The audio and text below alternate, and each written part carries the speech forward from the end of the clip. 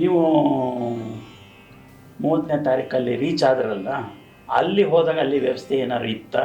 ಇಲ್ಲ ನೀವು ಹೋಗ್ಲಿಕ್ಕೆ ಅಲ್ಲಿ ಇರಲಿಕ್ಕೆ ಊಟೋಪಚಾರಕ್ಕೆ ಎಲ್ಲಕ್ಕೆಲ್ಲ ಭಾಳ ತೊಂದರೆ ಏನಾದ್ರು ಆಯಿತಾ? ಇಲ್ಲ, ಆ ಥರದ್ದು ಏನು ತೊಂದರೆ ಇರಲಿಲ್ಲ. ಅಲ್ಲಿ ನಮಗೆ ನಮ್ಮ ಕರ್ನಾಟಕದ ಪ್ರಾಂತ ಪ್ರಮುಖರಾಗಿ ಡಾಕ್ಟರ್ ಪ್ರಭಾಕರ್ ಭಟ್ರವರು ಅವರು ಪ್ರಮುಖರಾಗಿ ಅಲ್ಲಿದ್ದರು. ಅಲ್ಲಿ ಎಲ್ಲ ರಾಜ್ಯಶಃ ಒಂದೊಂದು ನಗರಗಳನ್ನು ನಿರ್ಮಾಣ ಮಾಡಿದರು.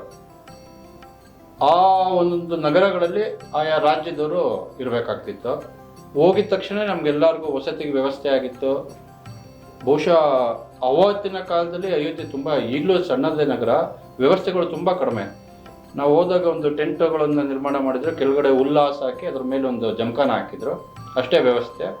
ಪ್ರತಿನಿತ್ಯ ಸರಯೂ ನದಿ ಸ್ನಾನಕ್ಕೆ ಮತ್ತು ಊಟಕ್ಕೆ ಎಲ್ಲ ಕೇಂದ್ರದಿಂದ ಬೆಳಿಗ್ಗೆ ಉಪಹಾರಕ್ಕೆ ಪೂರ್ಣ ಎಲ್ಲರಿಗೂ ಯಾರು ಬೇಕಾದ್ರೂ ಬಂದು ಉಪಹಾರ ಮಾಡುವುದಿತ್ತು. ಊಟಕ್ಕೆ ಮಧ್ಯಾಹ್ನ ಮತ್ತು ರಾತ್ರಿಗೆ ಆಯಾ ಪ್ರಾಂತದವರು ಅವರೇ ಅಡುಗೆ ಮಾಡ್ಕೋಬೇಕು. ಸಾಮಗ್ರಿಗಳನ್ನೆಲ್ಲ ಕೊಡ್ತಿದ್ರು, ಅಲ್ಲಿ ಅಡುಗೆ ಮಾಡಿಕೊಂಡು ಊಟ ಮಾಡುವಂಥ ವ್ಯವಸ್ಥೆ ಮಾಡಿದರು. ಹಾಗಾಗಿ ಯಾವುದೇ ತೊಂದರೆ ಅಂಥದ್ದು ಯಾವುದೂ ಇರಲಿಲ್ಲ. 6ನೇ ತಾರೀಕು ಇದು ಬಬ್ರಿ ಮಸೀದಿ ಒಡೆದಿದ್ದು ಎಲ್ಲ ಆಯಿತು. ಅದಕ್ಕೆ ಮುಂಚಿನ ಇದರಲ್ಲಿ ಸೂಚನೆಗಳು ಏನಿತ್ತು ಅದು ಅಕಸ್ಮಾತ್ತಾಗಿ ಆಗಿದ್ದೋ ಇಲ್ಲ ಪೂರ್ವ ಯೋಜಿತನೋ? ಸಾಧಾರಣ ನಮ್ಮಗಳಿವರೆಗೂ ಸೂಚನೆ ಇದ್ದಿದ್ದೇನು ಅಂದರೆ, ನಾವು ಕರಸೇವೆಗೆ ಹೋಗಬೇಕು, ಅಯೋಧ್ಯೆಯಲ್ಲಿ ತಲುಪಬೇಕು ಅಂತೇಳಿ ಮೊದಲನೇದು.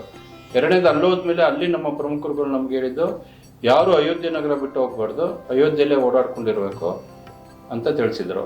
ಮೂರನೇ ಸಂಗತಿ, ಡಿಸೆಂಬರ್ 5ನೇ ತಾರೀಕು ನಮ್ಗೆ ಹೇಳಿದ್ರು, ನಾಳೆ ಬೆಳಗ್ಗೆ ನೀವು ಎಲ್ಲರೂ ಸರಯೂ ನದಿಗೆ ಹೋಗಿ ಸ್ನಾನ ಮಾಡಿ ಅಲ್ಲಿಂದ ಒಂದು ಕೈಯಲ್ಲಿ ಮುಷ್ಟಿಯಲ್ಲಿ ಮರಳನ್ನು ಹಿಡ್ಕೊಂಡು ಬರಬೇಕು. ಎಲ್ಲರಿಗೂ ಆಯಾ ಪ್ರಾಂತದವ್ರಿಗೆ ಒಂದೊಂದು ಜಾಗ ನಿಶ್ಚಯ ಮಾಡಿದ್ರು, ಅಲ್ಲಿ ನಿಂತ್ಕೋಬೇಕು. ಮತ್ತು ಅವರು ಪ್ರಾಂತದವ್ರು ತಿಳಿಸ್ತಾರೆ ಎಲ್ಲಿ ಹೋಗಿ ಆ ಮರಳನ್ನು ಹಾಕ್ಬೇಕು ಅಂತೇಳಿ, ಅಲ್ಲಿ ಹಾಕಬೇಕು. ಇದೇ ನಮ್ಮ ಕರಸೇವಕ 6ನೇ ತಾರೀಕು ಮಾಡಬೇಕಾಗಿರೋಂಥ ನಮ್ಮ ಒಂದು ಸೇವೆ ಅಂತೇಳಿ ನಮ್ಮ ಪ್ರಾಂತಶಃನೂ ಹೇಳಿದರು. ಮತ್ತು ಕೇಂದ್ರದಿಂದನೂ ಅದೇ ಸೂಚನೆಯನ್ನು ಕೊಟ್ಟಿದ್ರು.